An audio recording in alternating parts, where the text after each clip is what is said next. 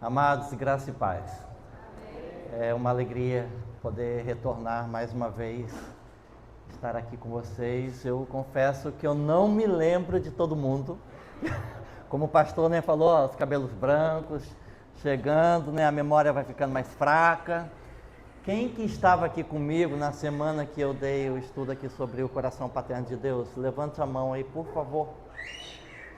Gente, tem muita gente nova, né? Muita gente nova. Glória a Deus, né, pastor? Glória a Deus por isso. Olha, eu quero agradecer de coração o apoio que vocês têm nos dado em oração, contribuição. Vocês abençoaram a gente com parte da nossa passagem do Timor para cá. E a gente se sente muito abençoado por isso. E a nossa oração é que Deus multiplique muito mais na vida de cada um de vocês aqui. E como forma de agradecimento, eu trouxe um tais. Eu não sei se eu já dei um pastor, se o pastor ainda tem. Então, vai ter outro, pastor. O tais é um material do Timor. Quando o timorense ele quer honrar alguém, então ele compra um tais, ele dá esse tais para a pessoa. Então, geralmente, quando eles recebem visitantes, na cultura deles, eles presenteiam com o tais. Eu quero honrar a igreja através da vida do pastor Marcelo. Eu quero poder passar isso como uma lembrancinha. Quando vocês olharem para isso, lembrar do Timor, lembrar da gente, orar pela gente, e vai ser bênção, amém? Pastor, vou colocar na forma tradicional lá. Não vai bagunçar meu cabelo, não. Vou. Não vou te deixar sozinho não, pastor. Aí, ó. Quer tirar o óculos, depois você coloca? Eu acho que é Vai melhor. bagunçar meu cabelo. Segura aqui pra mim. Segura aqui.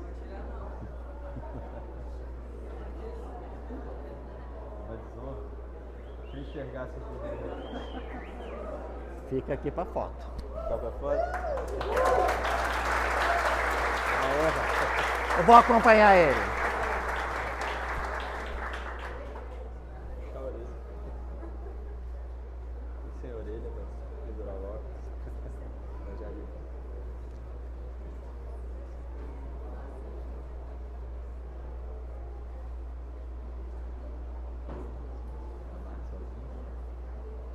Pra mim é mais fácil montar. Tá acostumado. Tá acostumado.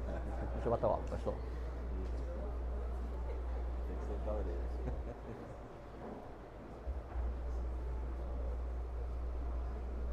Puxar igual eu. Puxa o meu. Tira aqui. Alguém tirar uma foto aí, ó. Obrigado, pastor. Obrigado.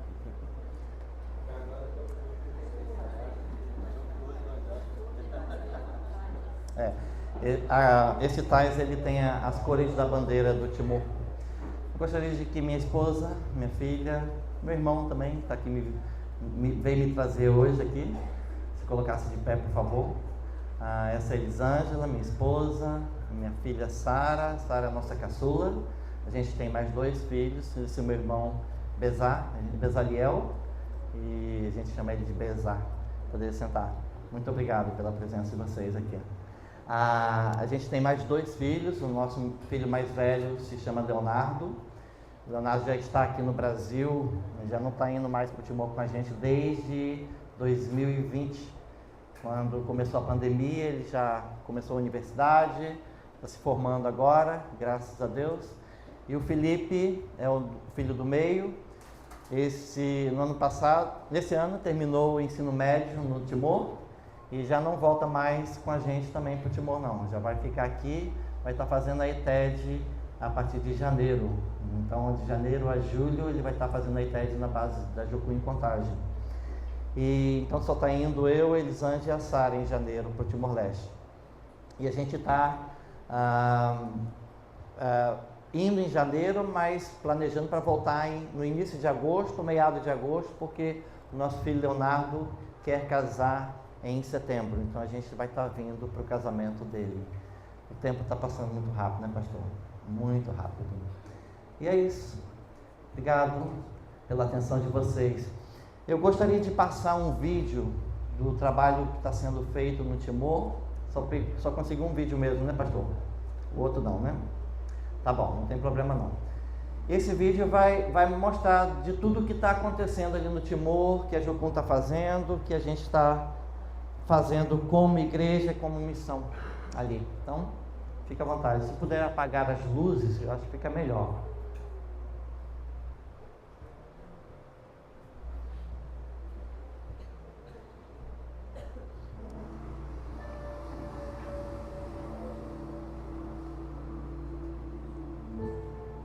A Jocum já está aqui no Timor desde 1999. Na época a gente começou um trabalho com o Ministério Infantil e a pregação da palavra. E isso aconteceu bem na época da destruição que a Indonésia causou aqui no Timor devido à independência do Timor. Quando nós voltamos para cá para o Timor-Leste, nós encontramos a base da Jocum e as casas das crianças quase todas destruídas, queimadas. Então nós começamos a ajudar em tudo que foi necessário. E até que o Senhor nos chamou a atenção para que nós buscássemos nele qual seria a nossa identidade como Jocum aqui no Timor-Leste. O que nós fizemos? Buscamos o Senhor e Ele nos mostrou que a nossa identidade aqui no Timor-Leste seria desenvolvimento comunitário nas 7 áreas de influência da sociedade, onde a palavra de Deus seria o fundamento, a base, para desenvolvermos cada uma dessas áreas, como educação, saúde, negócios e etc. E a gente viu a necessidade de construir casas para os veteranos de guerra. Isso também criou uma oportunidade de se relacionar com o governo, de uma parceria com o governo, onde fomos desafiados a construir 100 casas para os veteranos de guerra nos diferentes distritos do Timor. E isso também abriu portas para a pregação do Evangelho nesses diferentes distritos. E foi exatamente o que nós fizemos. E Deus começou então a nos mostrar e nos levar nessa direção. E assim então começou o Jocum Timor-Leste.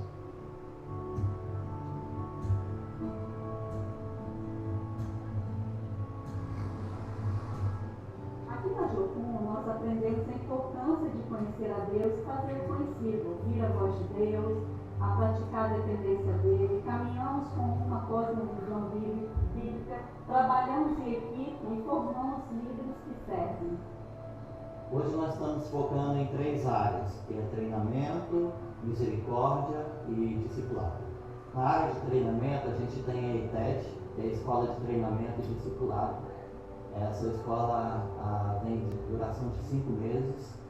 Os 3 primeiros meses é o tempo teórico, os 2 últimos meses é o tempo prático. Nesse tempo a gente recebe os alunos e durante esse tempo os alunos vão aprender quem é Deus, quem são eles e quem são eles em Deus, firmando assim a identidade deles em Deus. A Jocum é chamada a promover os jovens. Acreditamos que Deus os capacitou e os chamou. Nós nos comprometemos a valorizar, confiar, treinar, incentivar, criar espaço, liderar os jovens. Eles não são apenas a igreja do futuro, mas sim a igreja de hoje. Uma outra área no treinamento é a OBT, tradução da Bíblia oral. No ano passado nós começamos a traduzir o livro de Ruth e já conseguimos fazer um livro na língua Idatê e no Procodedê. O alvo são 11 dialetos aqui de línguas maternas aqui no Timor-Leste. Na área de misericórdia, a gente tem um abrigo, onde a gente recebe crianças que estão vindo de Barreiro para ter uma boa educação, mas também para a gente manter o ensinamento da palavra aqui com eles. A gente também tem um projeto de criação de galinhas, onde 20 famílias na aldeia de Lolora estão sendo abençoadas.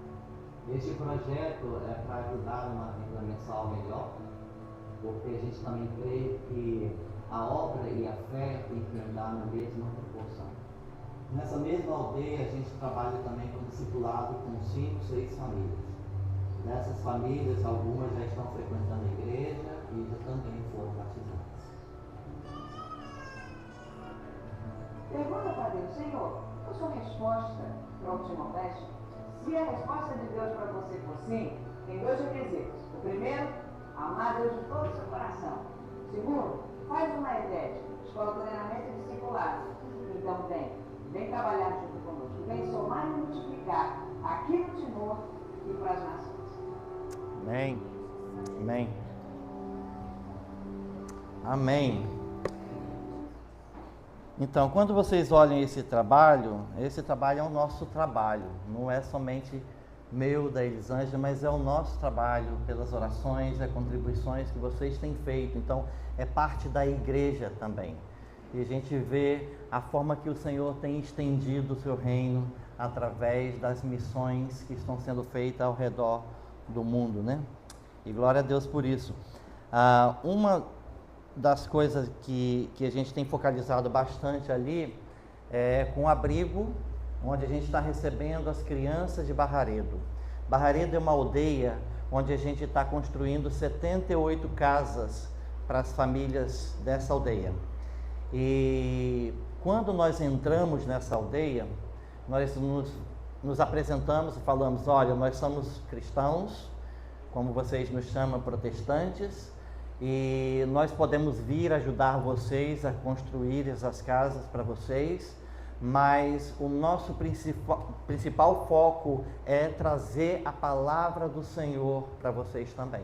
Então a gente quer ter essa liberdade de poder falar de Deus, cantar com vocês, orar com vocês. E em uma das primeiras reuniões que a gente teve com o chefe e com a liderança da aldeia, o chefe nos pediu assim, ele falou claramente para a gente: aqui nós somos muito animistas, aqui nós somos muito voltados à cultura e ao costume do Timor. Então, para mudar a mentalidade do adulto, vai ser difícil para vocês. Mas eu creio que para mudar a mentalidade das nossas crianças, vai ser mais fácil. Então, nós precisamos que vocês ensinem sobre Jesus para as nossas crianças. E quando ele falou aquilo ali, a gente queria estampar um sorriso no rosto, porque a gente estava vendo realmente Deus falando conosco sobre isso. E quando nós voltamos agora para o Timor em 2022, depois da pandemia, eu estava sentado de frente para a escola de Barraredo, e juntamente comigo estava um missionário que trabalha com a tradução da Bíblia, e ele a gente olhando para a escola, ele olhou e falou assim: poxa vida, Vilásio, que pena que quando acaba o 6º ano aqui, porque na aldeia a escola só vai até o 6º ano. Quando acaba o 6º ano aqui, essas crianças têm que sair daqui e ir para outros lugares para continuar os estudos lá. E durante esse período que eles vão estudar lá, eles vão perder de ouvir sobre a palavra de Deus. E quando ele falou isso, naquele exato momento foi como se Deus me levasse àquela primeira reunião com o chefe, onde o chefe nos pediu: ensine a palavra de Deus para as nossas crianças. E eu olhei para ele e falei assim: a gente precisa fazer alguma coisa. Nós precisamos pensar em alguma coisa. E foi quando Deus nos liderou a abrir na base da Jocum, na capital, um espaço onde a gente pudesse receber as crianças de Barraredo para morar com a gente, para a gente continuar o discipulado, mas também para a gente dar uma educação melhor. E em 2023, no início de 2023, nós começamos esse projeto com 8 crianças. E em 2024, a gente aumentou para 13. E agora em janeiro, provavelmente a gente vai receber mais 6 crianças. E esse projeto a gente está trabalhando, essas crianças têm um programa onde elas estão aprendendo inglês, aprendendo português, tendo aula de artes, tendo devocional todos os dias e aprendendo sobre a palavra de Deus.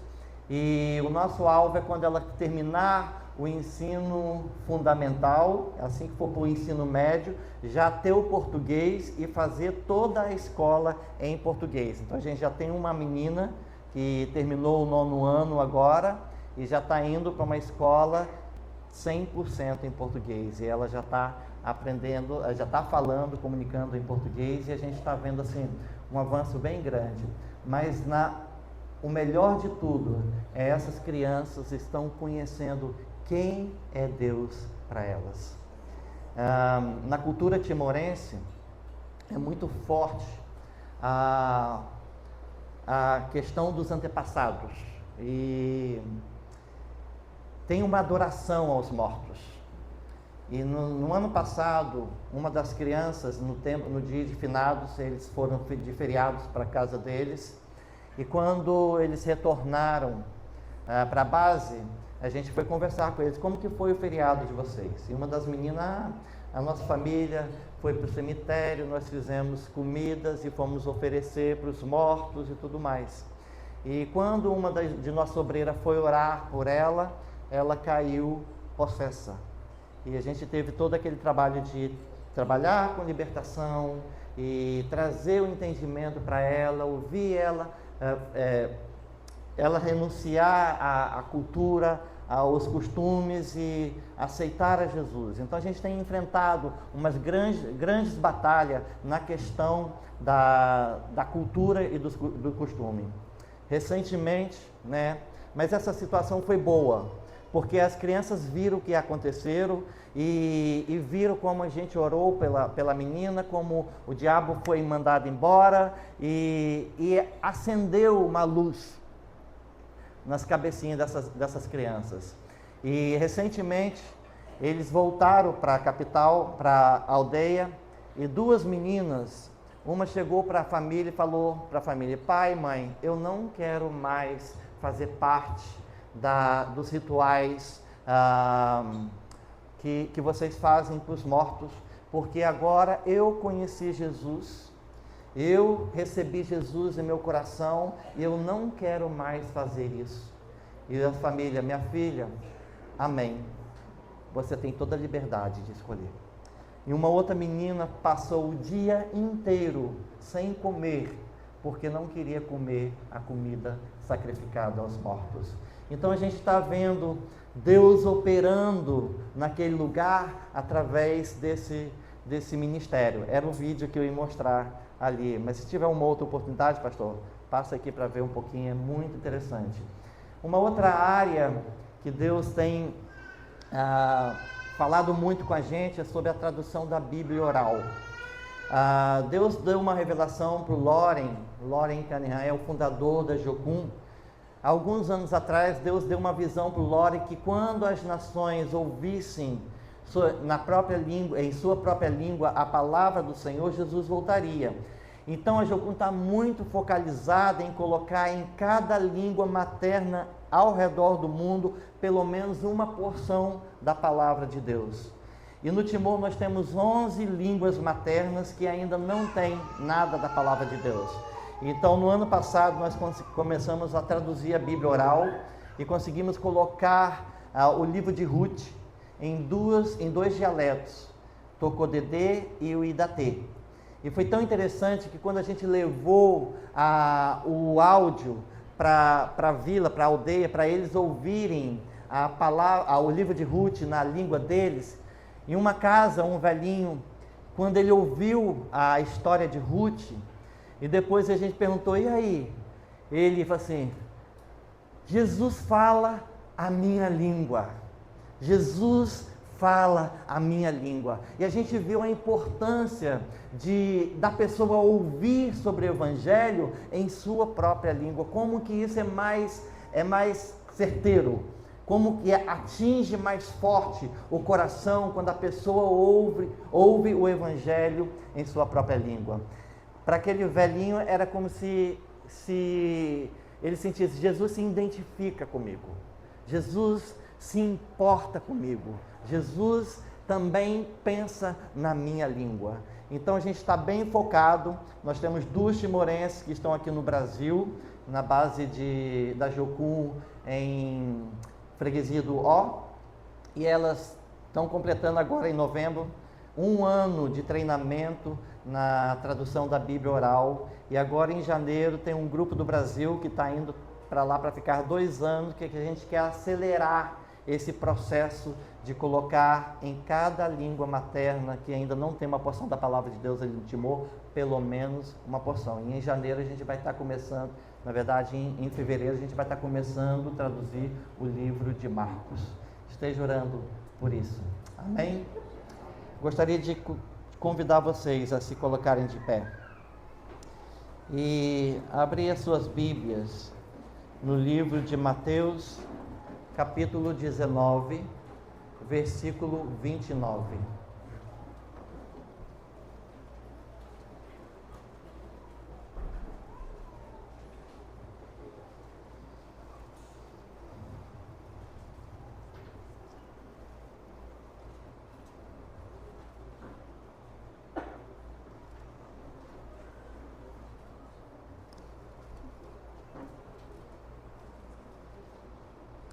Todos acharam? Amém?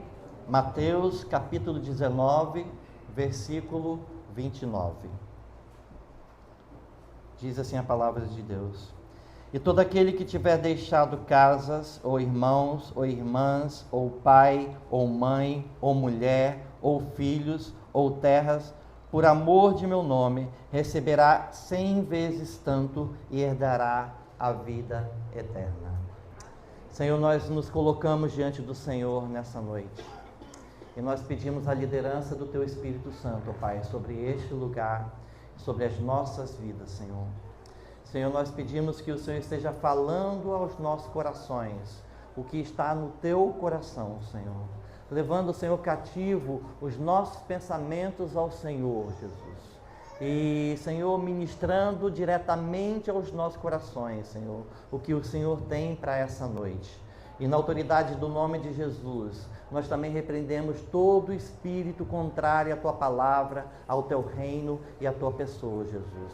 E pedimos, Senhor, que o Senhor esteja acampando neste lugar, a Tua presença e a presença dos Teus anjos somente, ó Pai. Nós oramos no nome de Jesus. Amém. Amém.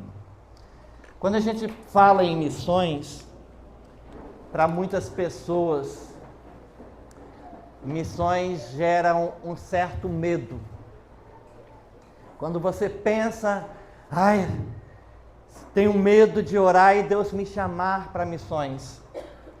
Quantos de vocês já pensaram nisso? É muito raro a gente ver pessoas falando assim, eu admiro muito a vida do missionário. É uma vida de muito sacrifício, uma vida de muita renúncia. E eu tenho muito receio de Deus me chamar para missões. Vocês já ouviram isso? Mas quando a gente olha para a palavra de Deus, não é exatamente isso que Deus fala sobre missões. Porque a primeira coisa que a gente precisa saber é que missões está no coração de Deus. E quando a gente pega a palavra de Deus, de Gênesis a Apocalipse, a gente vai ler e a gente vai ver que essa história é toda envolvida em uma missão. Em uma missão. Quando a gente lê esse versículo, a gente vê uma promessa que Deus nos dá. Uma promessa de bênção. E não é uma promessa de maldição. É uma promessa de bênção e não é uma promessa de dificuldades. Dificuldades vão vir, sim. Mas as bênçãos também vão acompanhar e de uma forma muito, muito maior do que é. E hoje Deus me liderou a pregar sobre fazer missões. Deixa eu pegar aqui. Quando Deus nos chama, o que acontece? Primeiro a gente tem que entender o nosso chamado, né? Vou dar um exemplo. Eu tive o chamado quando eu tinha 18 anos de idade.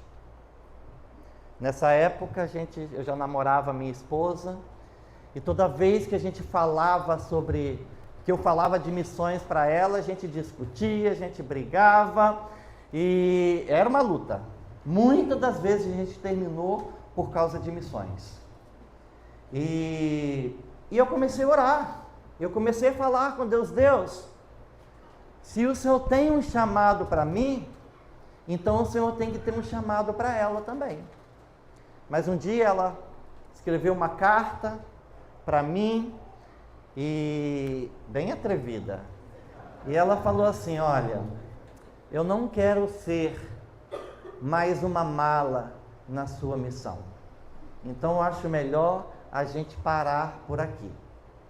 Eu acredito que o sentimento que ela tinha era esse sentimento que as pessoas tinham quando ouvia falar de missões, porque ouvia somente sobre dificuldades.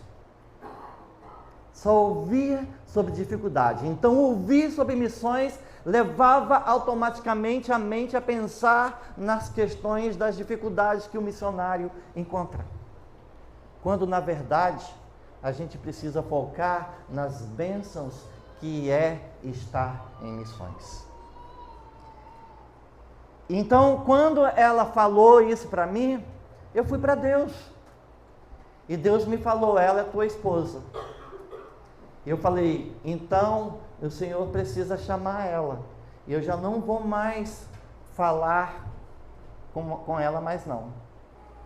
Agora o Senhor tem que falar com ela. E ela precisa vir falar comigo. E nós casamos com 9 meses de casado. 9 meses? 5 meses de casado. Aconteceu uma clínica pastoral na Jocum, em Contagem. E minha irmã já é missionária de Jocum já há quase 40 anos, se eu não me engano. E ela nos convidou para participar dessa conferência. Então foi eu e Elisângela. A gente foi, eu nem imaginava o que iria acontecer lá. E nós pegamos, arrumamos as nossas malas e fomos para lá. E eu acho que no pensamento assim de, vamos aproveitar a clínica, vamos fazer um passeio, né? E quando nós chegamos lá, foram 3 dias de grande mover de Deus na área de missões. E quando chegou o último dia, a gente estava arrumando as nossas malas para voltar para casa. E a Elisângela me chamou e falou assim: Deus falou comigo sobre missões. Eu acho que a gente precisa vir para Jocum, fazer TED e ir para missões. Quando Deus nos chama, Ele tem que trazer uma confirmação. Ele tem que trazer. Então, quando Deus nos chama, a gente tem que ter uma confirmação de Deus. E me lembra uma história, quando a gente estava fazendo a ETED, e um certo dia eu fui para o meu tempo de meditação, e quando eu cheguei no meu tempo de meditação, eu comecei a abrir a minha Bíblia no texto que a ETED me deu para meditar naquele dia. E quando eu estava abrindo a Bíblia, procurando o texto, veio à minha mente Jeremias 1:5.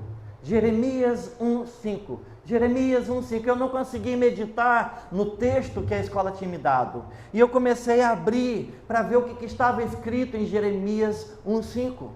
E quando eu abri a palavra de Deus, foi quando Deus estava falando sobre Jeremias, sobre o chamado dele. E era o versículo que falava: desde o ventre materno eu te conheci e te constituí profeta entre as nações. E naquele dia, eu fui para Deus: Deus, é essa a confirmação que o Senhor está me dando? Senhor, é o Senhor realmente que está falando comigo sobre missões, sobre nações? Senhor, eu ainda preciso de mais uma confirmação, Senhor. Eu ainda tinha medo. Eu sabia que eu tinha chamado, mas eu ainda tinha medo de pensar em missões, de pensar em sair para outras nações. E o Senhor, eu preciso que o Senhor me confirme. E naquele mesmo dia, quando a gente estava saindo para o tempo de discipulado, o nosso líder ia dar um discipulado para a gente. E no meio do estudo, ele parou e ele olhou para mim. Ele falou: Vilásio, fica de pé. E naquela hora eu me coloquei de pé e ele olhou para mim e falou assim: levanta a tua mão direita. E eu levantei a minha mão direita. E ele falou: Deus está te colocando na mão direita uma espada. E Ele está te constituindo profeta entre as nações. E aquilo ali foi a confirmação que Deus estava me dando, que Ele estava me fazendo um chamado e que Ele me levaria para as nações, assim como também a minha esposa. Então, quando Deus nos chama, Deus traz essa confirmação. Porque quando você tem a confirmação, você já tem em si aquela coragem de você ir, porque você está vendo que Deus está com você. E missões é assim. Um outro ponto que a gente pode ver em relação a missões é que quando Deus nos chama, Ele supre as nossas necessidades. Eu ainda estava em ETED e eu tinha aquele medo. Senhor, eu vou, mas como que vai ser, Senhor, lá? Senhor, como que o Senhor vai suprir as nossas necessidades? E Deus me fez passar por um processo de ver a fidelidade dEle e o cuidado dEle para que fortalecesse a minha fé e eu pudesse dar esse passo de fé em relação às nações. Era a última semana do tempo teórico da ETED. E naquela semana, a nossa líder veio para a gente, o nosso grupo, e falou assim: olha, durante essa semana, eu quero que vocês escrevam uma carta para Deus. E nessa carta, vocês precisam colocar tudo o que vocês precisam ver acontecendo no tempo prático. Ou coisas que você está precisando e você vai pedir a Deus. Nada que você não precise. Tudo que você precisa, você vai lá e coloca nessa carta e sela essa carta, me dá essa carta, porque a gente vai abrir essa carta no último dia do tempo prático, para ver se Deus cumpriu ou não. E naquele dia, quando eu estava escrevendo a minha carta, eu coloquei para Deus: Deus, eu tenho muito medo de pregar. Toda vez que eu ia pregar, as minhas pernas tremiam, a minha mão gelava, até hoje gela. E a minha voz era muito nítida, a pessoa vê que realmente eu estava muito nervoso. E eu falei: Senhor, eu preciso ter esse dom, eu preciso que o Senhor me ajude a ter essa segurança de ir para frente e pregar, porque o Senhor está me chamando para missões. E eu coloquei algumas outras coisas que eu queria ver na minha vida espiritual, mas tinha 3 coisas materiais que eu realmente estava precisando.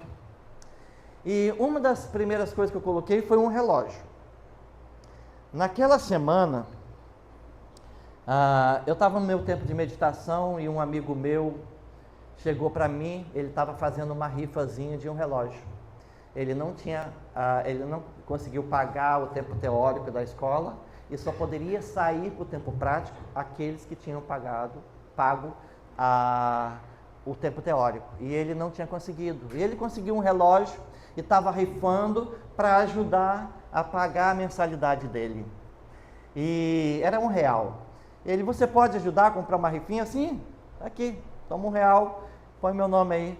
Se eu ganhar esse relógio, eu vou te dar ele de volta para você rifar e te ajudar a pagar a tua mensalidade. Aquele menino deu pulos de alegria. Eu vou orar para que Deus te dê esse relógio e eu consigo, porque realmente estou precisando. E quando aquele menino saiu, Deus falou assim para mim: por que você tem que esperar ganhar aquele relógio? Por que você não dá o seu próprio? E foi uma luta ali para mim, porque eu tinha um relógio muito caro. E eu gostava demais daquele relógio. E ficou: dá o relógio, dá o relógio, dá o relógio. Eu não tive paz. E quando acabou a minha meditação, eu corri para aquele menino: olha, Deus falou que é para me dar o meu relógio para você conseguir rifar e pagar a sua mensalidade. Então, quando eu escrevi ali para Deus, eu falei assim: Deus, eu preciso de um relógio. Eu dei o meu relógio. Naquela época a gente não tinha celular, A gente não tinha como olhar as horas no celular, o celular era só para milionário naquela época. E o Senhor, eu fico todo perdido sem o relógio. Eu queria muito ganhar um relógio no meu tempo prático. E também coloquei que durante o tempo da ETED, a minha sobrinha casou e no final de semana a gente foi para casa para participar do casamento. E na época a gente não tinha roupa, nem eu nem a Elisângela para o casamento. E a gente também não tinha dinheiro para comprar roupa. Então nós usamos o cartão de crédito da minha irmã para comprar algumas roupas para a gente e dividimos em 3 vezes no cartão. E todo dia 5 do mês a gente tinha que cobrir o cartão da minha irmã. E eu fui lá, Senhor, todo dia 5 do mês eu preciso cobrir o cartão da minha irmã. Coloquei lá também. E a terceira coisa que eu pedi ao Senhor foi que a minha Bíblia estava muito, muito velha. Eu precisava de uma Bíblia nova, as folhas já estavam soltando. Senhor, eu queria muito poder ganhar também uma Bíblia durante meu tempo prático. Fechei a minha carta, selei e entreguei para minha líder. E nós saímos para o tempo prático. E quando nós chegamos no tempo prático, a gente foi trabalhar com a Igreja Metodista Wesleyana em São Paulo, Tremembé. E quando nós chegamos lá, o pastor nos recebeu muito bem. Ele falou assim, gente, a gente não conseguiu uma casa ainda para vocês, então nessa noite vocês vão dormir na casa de um dos membros da igreja. E amanhã então que a gente vai ver a casa para vocês. Então a gente foi para a casa do membro da igreja. E quando passamos a noite lá, e quando chegou de manhã, nós sentamos todo mundo para tomar café.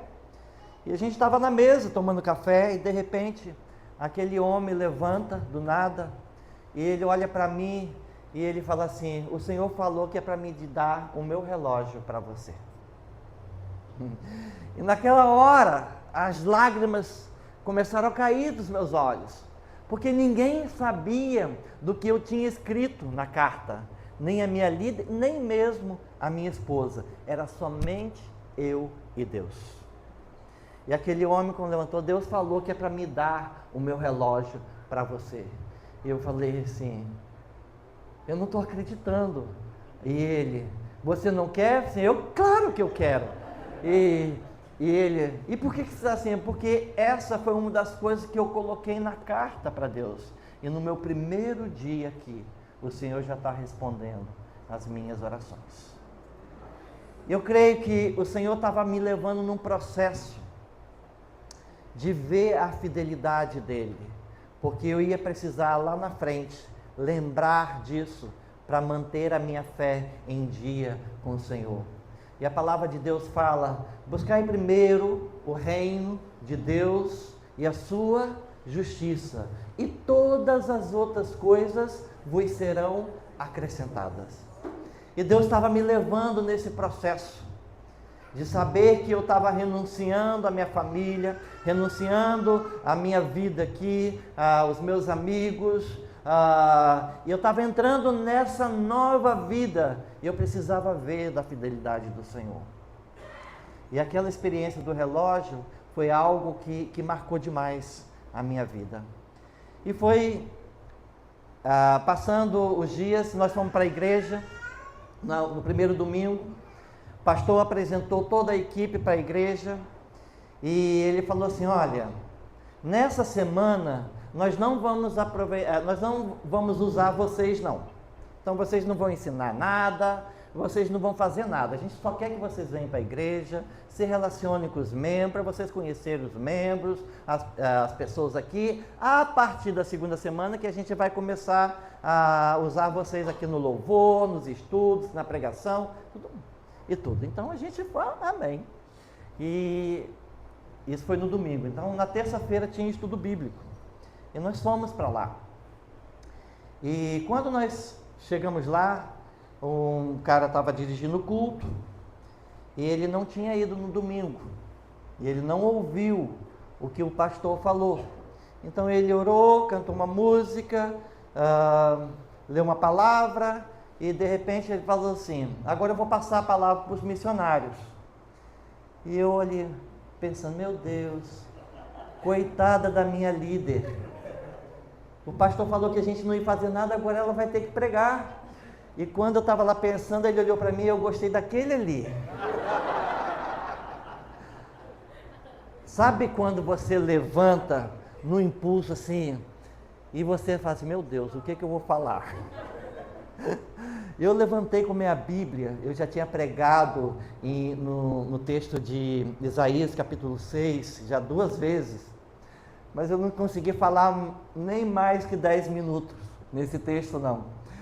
E eu fui passando a cadeira, o banco estava bem do lado da parede, então eu era o último, então tinha que passar por toda a minha equipe.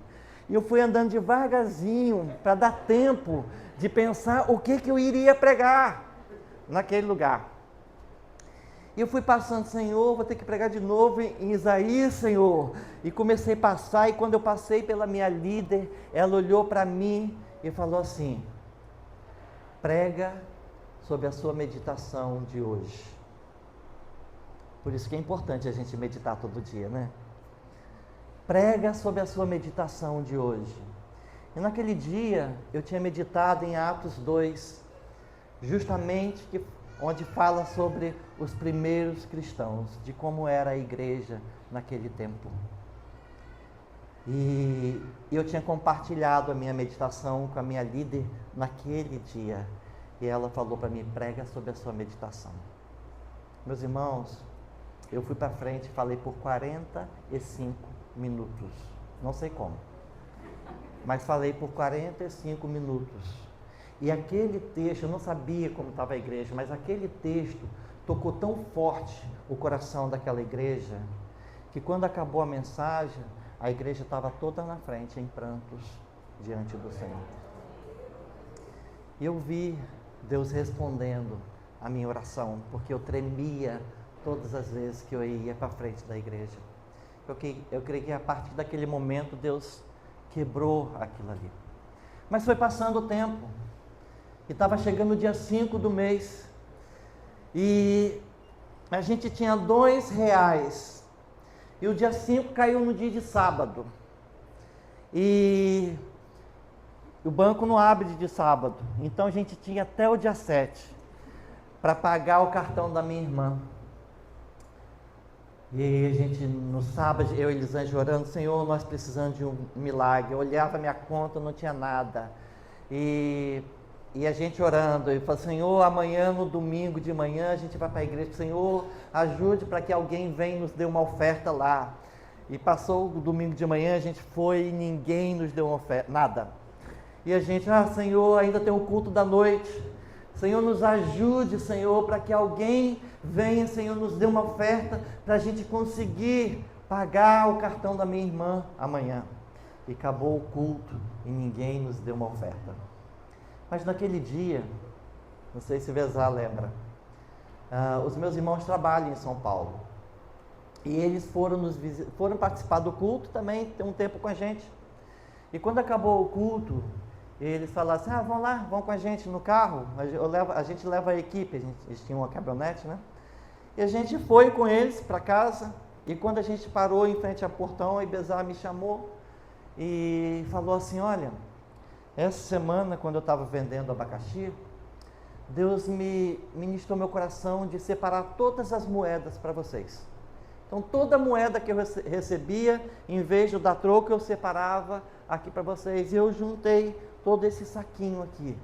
Ele pegou o saquinho, e ele me deu aquele saquinho. Elisângela, a gente olhou um para o outro. A nossa vontade era correr para o nosso quarto para poder contar e ver quanto que tinha naquele saco. E vocês não acreditam. Foi o que a gente fez. E nós contamos. E com os R$2 que a gente tinha, era exatamente o valor que a gente precisava para pagar o cartão da minha irmã. Não sei se você sabe disso. Mas é a forma que Deus faz para mostrar a fidelidade dEle, o cuidado dEle, quando você se envolve em missões. Ele supre. Então, a gente não tem que olhar para as dificuldades, mas a gente tem que saber que uma vez que a gente está em missões, nós vamos ter momentos de grande experiência com o Senhor, que vai edificar não apenas a nossa vida, mas também a vida do nosso irmão. E o tempo passou e chegou a última semana do tempo prático. E eu já tinha ganhado o meu relógio, Deus já tinha abençoado com a oferta. Eu nem contei, né? Mas no outro dia nós fomos para o banco com a sacola de moeda para fazer depósito lá no banco. E eu não estava nem aí, nem com vergonha, porque eu estava vendo ali a fidelidade do Senhor. Não é normal você ir para o banco e depositar moeda, né? Mas eu fui com o meu coração cheio de alegria, porque naquele ato ali eu estava vendo a fidelidade do Senhor, o Senhor me ensinando a andar na dependência dEle. Eu precisava daquilo. Chegou a última semana e eu falei, Senhor, falta ainda uma coisa, falta a minha Bíblia. E Deus... naquela semana a nossa líder falou assim, olha, nessa semana, é a última semana, eu vou escrever o nome de vocês num papelzinho, cada um de vocês vai escolher um nome, e durante essa semana você vai orar por essa pessoa. Todo dia você vai tirar um tempinho e vai orar abençoando a vida dessa pessoa. Porém, no último dia, depois que você fizer a oração para essa pessoa, você vai perguntar para Deus, Deus, o que eu posso renunciar para esse meu amigo? O que eu posso, Senhor, renunciar que é meu para esse amigo? E ela falou assim, eu não quero que você vá na loja e compre nada, não é nada, você tem que tirar seu, tem que doer em você, tem que ser uma renúncia para você. E quando chegou o último dia, a pessoa que me tirou, ele era altão, magro e alto. E ele chegou para mim, Vilas, eu que tirei o teu nome, eu orei por você nessa semana. E hoje, quando eu estava perguntando ao Senhor, Senhor, o que eu posso renunciar para o meu amigo? Então, eu pensei na minha calça, mas eu olhei para mim e olhei para você, não vai caber. Eu olhei para minha blusa, olhei para o meu braço, olhei para o seu, vai ser muito grande. E eu não tinha nada aqui de mim que coubesse em você. Mesmo o meu sapato. E eu fui para Deus e eu falei assim, Senhor, eu quero dar algo que tem valor para mim. E quando eu estava orando, Deus falou assim, olha, o que mais tem de valor, o que você tem mais de valor é a minha palavra. E eu quero que você dê a minha palavra para ele. E ele pegou a Bíblia dele, foi para mim e me presenteou. Eu abracei aquele cara, eu chorei com ele. Eu falei assim, você não sabe, mas isso foi uma das coisas que eu pedi a Deus na minha carta para Deus. E você ouviu claramente Deus, porque você está sendo resposta a um pedido que eu fiz ao Senhor. Quando Deus nos chama, Ele supre as nossas necessidades. Um outro ponto. Temos até meia-noite hoje, né, pastor? Amém? Quando Deus nos chama, Ele envia os seus anjos em necessidades, quando a gente tem necessidades. E a gente lembra uma história que aconteceu com minha esposa. A gente estava 1 mês no Timor, primeiro mês no Timor. A Elisângela teve dengue hemorrágica. E naquela época a situação da saúde no Timor é muito precária. E tinha uma clínica, a gente chamava Clínica do Dr. Daniel. O Dr. Daniel era um americano. E ele tinha uma clínica voluntária lá no Timor. E era muito amigo da base da Jocum, então tudo que acontecia, estava mal de saúde, a gente ia para Dr. Daniel. Então quando a Elisângela estava muito mal, as pernas dela estavam toda envermelhada, para quase roxo. Nós fomos para lá e quando ele olhou para a Elisângela, falou, olha, ela está com dengue hemorrágica. E aqui na minha clínica eu não tenho condições de tratá-la. E nem o hospital de Dili também tem. Não tem. O único lugar que pode tratar a Elisângela é o hospital da ONU. Porém, eles só recebem pessoas da ONU naquele lugar. Mas eu vou aconselhar vocês a tentarem ir para lá. E eu falei assim, doutor, ela tem tem seguro de saúde, que a Jocum obriga, que a gente vai, tem que ter seguro de saúde. Ela tem seguro de saúde, a gente pode tirar ela daqui para a Austrália, ou para Singapura, ou para a Indonésia. E ele, não, ela não aguenta a pressão no avião. Tem que ser aqui.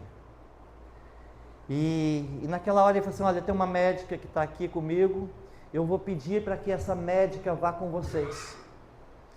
E nós pegamos aquela médica, já estava bem à tardezinha, nós pegamos aquela médica, corremos para o hospital da ONU. E quando nós chegamos em frente do hospital da ONU, tinha um segurança no portão, e aquela médica chegou, olha, ela está com dengue, e o único lugar que pode tratar dela é aqui. E então a gente queria ver se ela pode entrar. E aquele segurança olhou para aquela médica e falou assim, ela trabalha na ONU? E a médica, não, ela não trabalha na ONU. E ele falou assim, então ela não pode entrar. E aquela médica olhou para aquele segurança e falou assim, olha, se ela morrer, a culpa é sua. Para um timorense ouvir sobre isso é muito forte, porque na cultura timorense, eles acreditam que o antepassado pode voltar. A pessoa que morre pode voltar para trazer doenças, maldições e enfermidades, coisas assim. Então, quando alguém morre lá, tem que ter uma celebração. O velório às vezes acontece em 2, 3 dias, até mesmo uma semana. E eles têm que celebrar com 7 dias, com 40 dias, com 1 ano, para finalizar toda a celebração. E quando aquele timorense ouviu sobre isso, automaticamente na mente dele veio, opa, se ela morrer, depois ela vai vir, vai trazer doenças, maldições e enfermidades. Então ele, para aí, então espera, eu vou lá falar com os médicos. Se eles liberarem, aí tudo bem. Agora, se eles liberarem, não vai ser a minha culpa. E ele correu e foi lá dentro. E quando ele falou, de repente a gente viu, já vinham vários enfermeiros, médicos, com maca, tudo. E quando chegou, não, vamos levar ela, a gente pode tratar ela aqui e tal. E naquela confusão toda, a gente entrou e aquela médica foi embora. E a gente não teve como agradecer de uma forma mais propícia. E aquela médica foi embora e a gente ficou ali no hospital da ONU. 3 dias depois, 2 ou 3 dias depois, o doutor Daniel foi lá visitar a Elisângela. E quando ele chegou lá, e a gente perguntou, doutor, a gente quer muito encontrar aquela médica, porque a gente gostaria de convidar ela para ir lá na base da Jocum, almoçar com a gente, como uma forma da gente dizer obrigado para ela, um agradecimento. E ele olhou para a gente e falou, naquele dia eu estava lá na clínica, e aquela médica apareceu do nada, se apresentou como uma médica e perguntou se ela poderia trabalhar como voluntária naquele dia, e ficou trabalhando. Depois que ela saiu e trouxe vocês, ela desapareceu, não apareceu mais lá. E nós olhamos para ele e falamos assim, nós entendemos, doutor Daniel, aquela médica foi o anjo que o Senhor mandou para que a Elisângela pudesse entrar nesse lugar. Então, quando Deus nos chama, Ele manda os anjos à nossa frente. Ele nos dá o suporte que a gente precisa para que a missão seja cumprida. Não apenas a nossa responsabilidade, mas é primeira de Deus. Então, quando a gente se coloca diante de Deus e na missão de Deus, nós temos tudo o que nós precisamos para cumprir essa missão.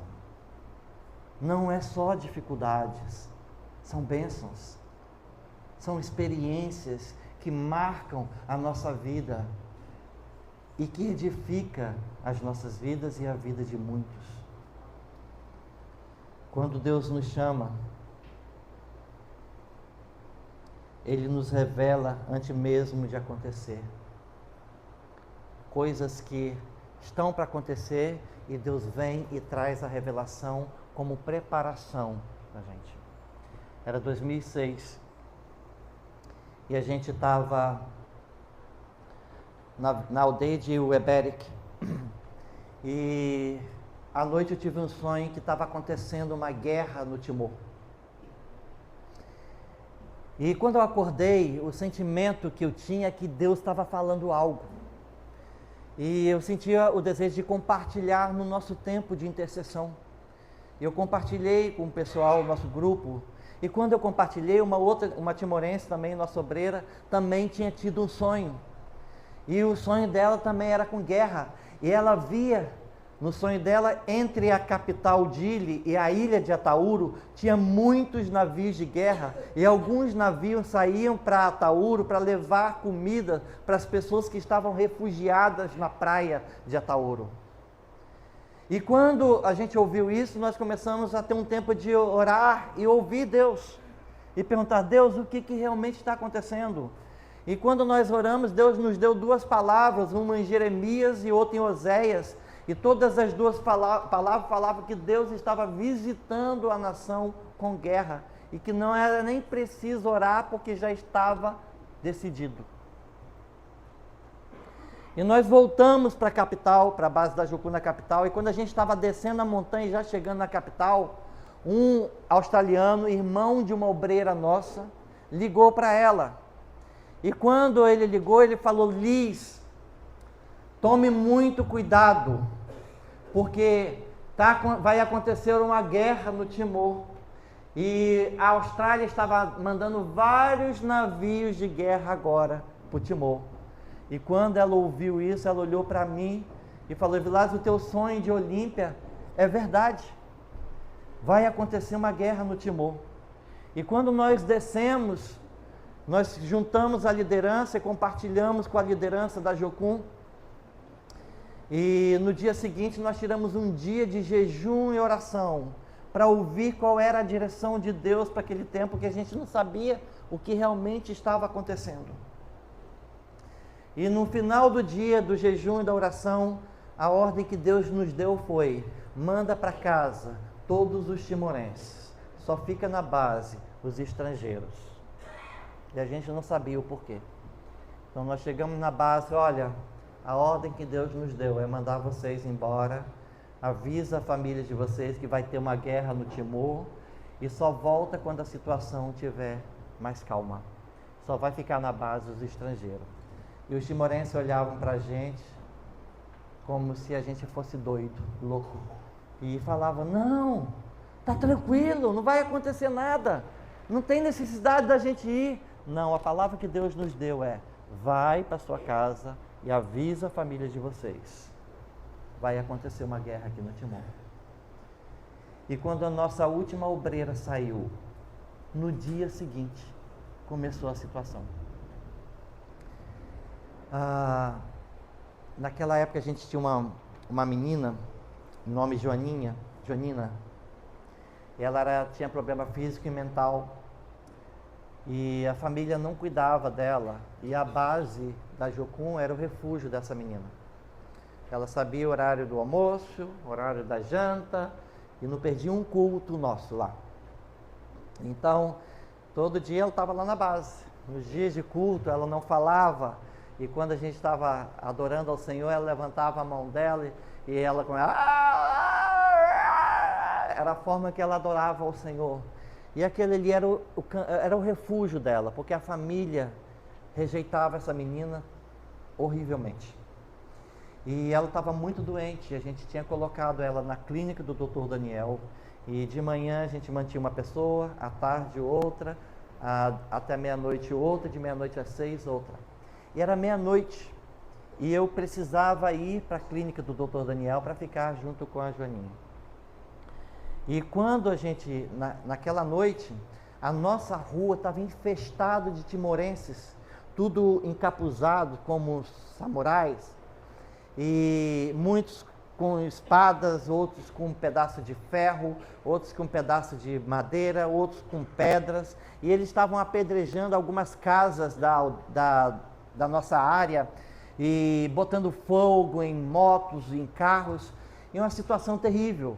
E os nossos vizinhos, as mulheres, as crianças correram, só ficaram os donos da casa com os pedaços de ferro, cada um protegendo a sua casa, e uma loucura. E a Anabel olhou para mim, Vilásio, é melhor você não ir para a clínica.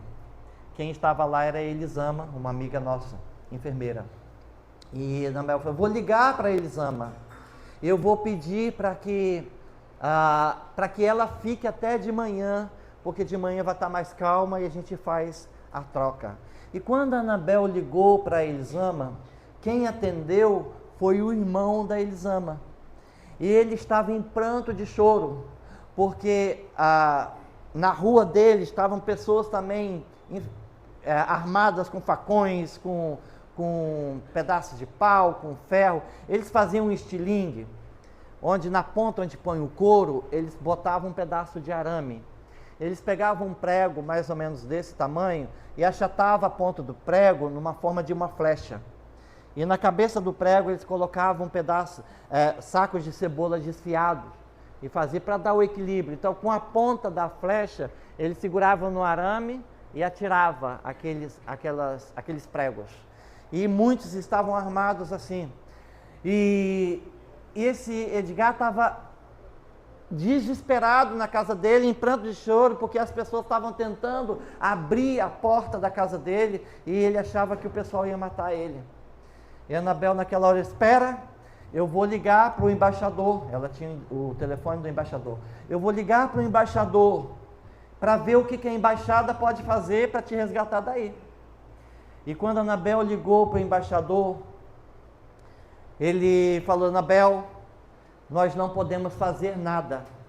A situação está muito difícil. Nessa semana, o governo timorense despediu boa parte da tropa do Timor. E a maioria dessas pessoas são pessoas do oeste, do oeste. Porém, existe uma picuinha, uma rivalidade entre o povo do oeste e o povo do leste. Agora, o povo do oeste está pensando que o governo está tomando parte do povo do leste. Então, o povo do oeste está atacando as casas e o povo do leste. E o povo do leste está atacando as casas e o povo do oeste. E a nossa área, a maioria, era povo do oeste. E eles estavam queimando as casas, os carros, as motos do povo do leste. E o embaixador falou, olha, hoje o governo tirou a autoridade da tropa timorense e passou a autoridade para a tropa australiana. Mas a Austrália ainda não chegou, ainda está vindo, e não chegou no Timor. Então a cidade está entregue aos timorenses. E nós não podemos fazer nada. E naquela hora a Anabel olhou para mim e falou assim, nós precisamos fazer alguma coisa, nós não podemos deixar o Edgar lá. Então ela ligou para o Edgar e falou, Edgar, pula a janela dos fundos, corre até a ponte, eu e Vilásio vamos pegar o carro e vamos até você. E nós pegamos, a gente tinha uma trupe carry, e eu fui dirigindo, a Anabel do meu lado, e a gente ia, Anabel, Senhor, feche os olhos desse povo. Senhor, feche os olhos deste timorense, nos ajuda a chegar até o Edgar. E quando a gente saiu, o cenário era um cenário totalmente de guerra. Nos lados das ruas tinha vários pneus sendo queimados, a gente viu carros, motos e casas sendo queimadas. E os timorenses todos vestidos, encapuzados, e muita agitação. E a gente foi passando entre os timorenses, e Anabel, Senhor, feche os olhos desse povo e nos ajuda a chegar até o Edgar. E nós conseguimos chegar até o Edgar e trazer o Edgar de volta para a base da Jucum. E passamos a noite lá, naquele cenário. Quando amanheceu o dia, nós estávamos na base, a cozinheira da base foi até a nossa base. Ela era do povo do oeste, mas o marido dela era do leste. E o povo estava rodeando a casa dela, esperando o marido e os filhos saírem para eles matarem a família. E ela veio até a nossa base, ela era uma mulher católica, e foi nos pedir ajuda para tirar a família dela de lá. E quando ela chegou, Anabel, meu Deus, como que a gente vai tirar essa família de lá? O povo vendo a gente tirando, vai achar que a gente está tomando partido do povo do leste e vai nos atacar também. Mas ela é nossa cozinheira e nós não podemos dar um mau testemunho. E com muita oração nós pegamos o carro e mais uma vez chegamos na frente da casa daquela mulher. E Anabel, Senhor, fecha os olhos desse povo. Não deixe esse povo ver a gente tirando essa família, Senhor. Senhor, feche os olhos desse povo. E nós abrimos a porta de trás do carro e foi entrando gente. Um carro que cabia 13, nós colocamos 20 pessoas. E conseguimos tirar essa família de lá e levar para um campo de refugiados.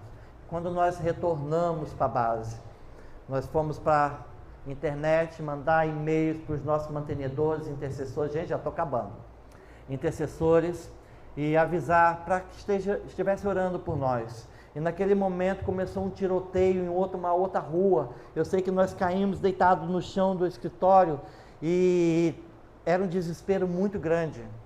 E quando acalmou o tiroteio, Anabel, vamos selar as janelas, vamos fechar as nossas casas, vamos botar a geladeira na frente da porta. E a gente começou a selar toda a nossa casa. Isso era 9 e pouca da manhã. E a gente começou depois a assistir pelo alto da janela, do vidro da janela, os timorenses queimando as casas do povo do leste ao nosso redor. E agora a nossa preocupação era, a casa que a gente estava era uma casa do leste. O dono da casa era do leste, não era do oeste. E de repente, a gente estava lá e um cara vem com um galão de gasolina e vem justamente em frente da nossa casa. E quando ele vem para entrar no quintal da nossa casa, um vizinho nosso que estava ali segurando, protegendo a casa dele, entrou na frente daquele timorense com um ferro e falou assim, aqui não. Vai para outro lugar. Essa aqui não. E ele entrou na frente da nossa casa e protegeu a nossa casa. E aquele timorense entrou pelo canal que tem ali perto da casa. Ele foi lá para o outro lado, queimou as outras 2 casas do mesmo dono da qual a gente alugava a nossa casa.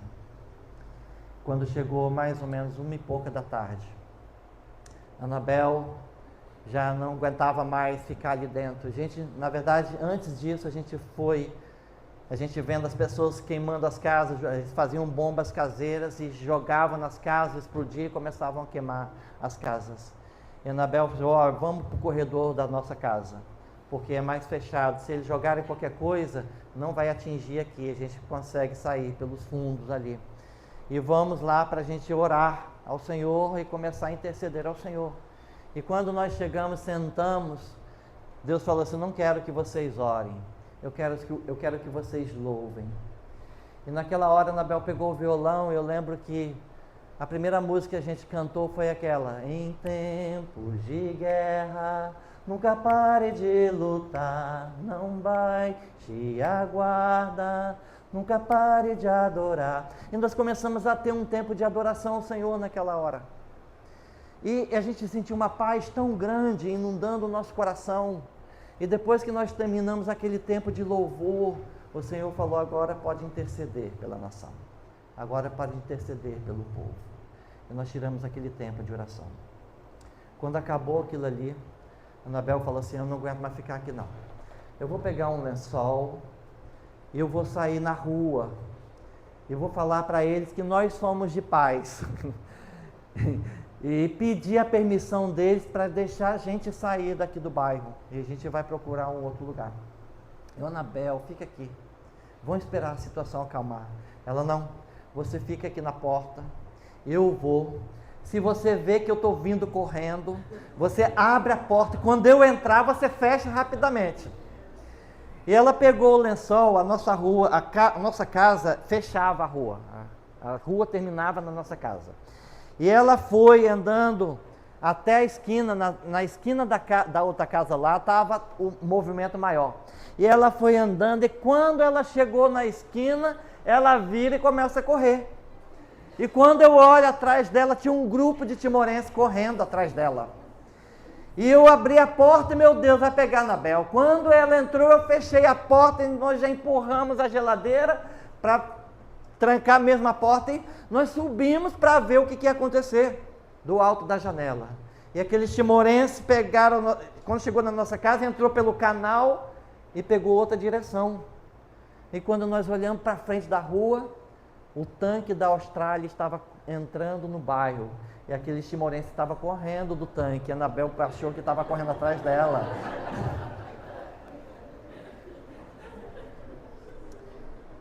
E naquela hora a gente já estava com as nossas malas, as nossas coisas, tudo preparado. Então a gente pegou, colocamos no carro e fomos para a Embaixada do Brasil.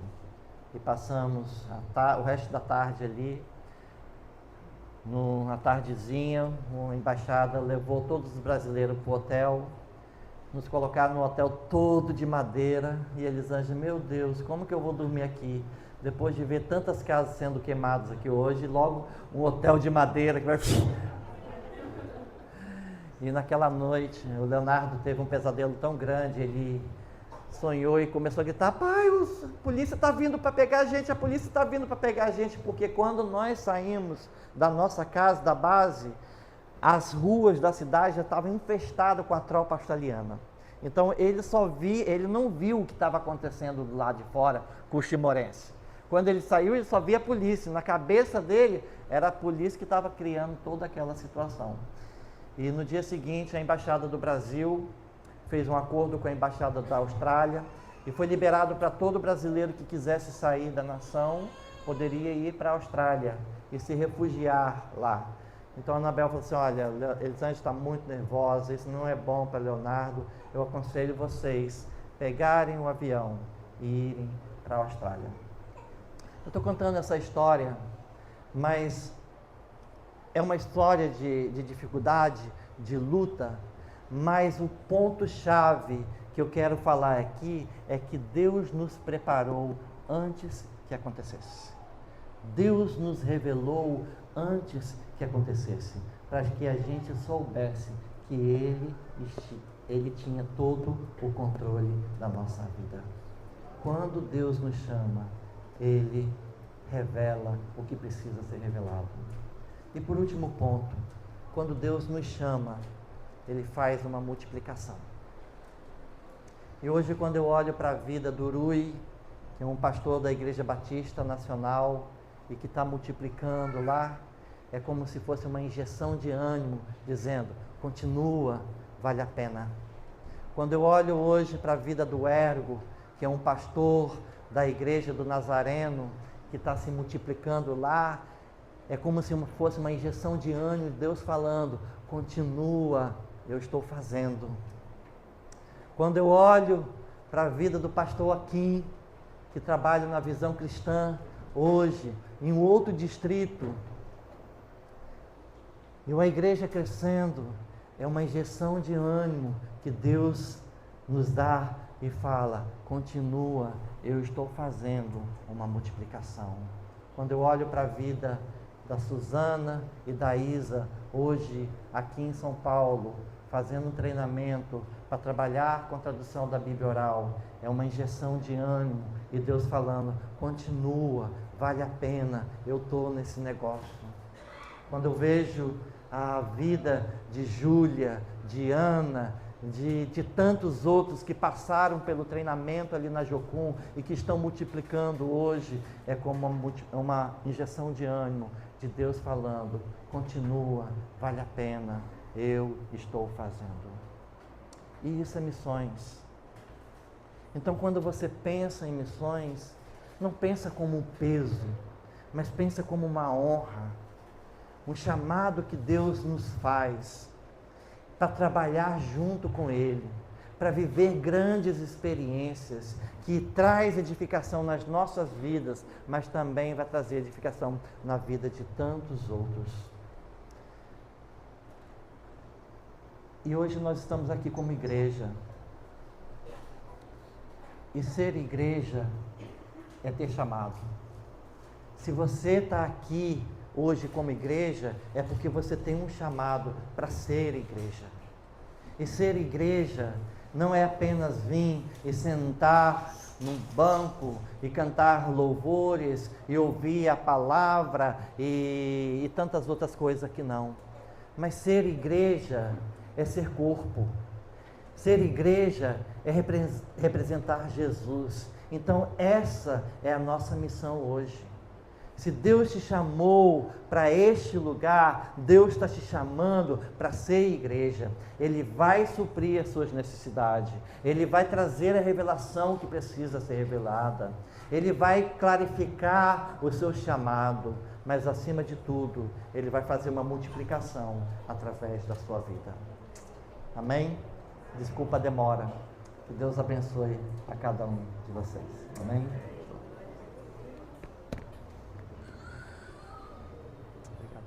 Glória a Deus.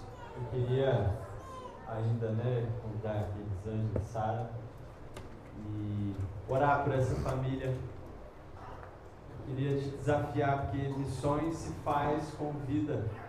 Missões é transmitir vida a outros, é a vida de Cristo. Nem tudo é só orando, mas também doando a própria vida.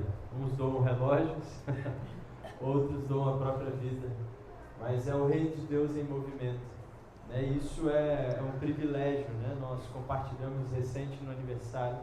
O privilégio que é ser igreja. O privilégio que é de fato deixar tudo para obedecer à ordem do Senhor. Nós estamos aqui por obediência, não foi uma escolha nossa, mas Deus à nossa frente nos trouxe. E tem sido e será, em nome de Jesus, sempre um privilégio ser igreja, por causa daquele que é o Senhor da igreja. E Evilásio partilhou aqui de uma vida, de uma história de anos semeando, e a colheita acontece por causa do Senhor, mas é fundamental nós orarmos. Problema tem no Espírito Santo, tem no Timor-Leste, tem em todo lugar, mas o privilégio é estar em obediência ao Senhor, porque é onde de fato a graça, os 100 vezes mais ainda nessa vida nos alcança. Então, eles não estão aqui como missionários necessitados, eles estão aqui como privilegiados, e nós, como igreja do Senhor, compartilhando desse coração, desse sonho, desse propósito, de promessas. Então, eu queria te desafiar a orar, não só hoje, mas todos os dias, lembrar por essa família missionária, pelos demais missionários, e também a semear. Nós estamos comprometidos com a cafeteria, e com tudo que temos feito para que não só eles tenham um suprir de uma necessidade, mas eles vivam de forma digna. E como igreja nós podemos isso. Amém? Amém? Eu queria te convidar a se colocar de pé nessa hora, para nós concluirmos aqui orando, intercedendo, profetizando o favor, a graça, a abundância do Senhor sobre Evilásio, Elisângela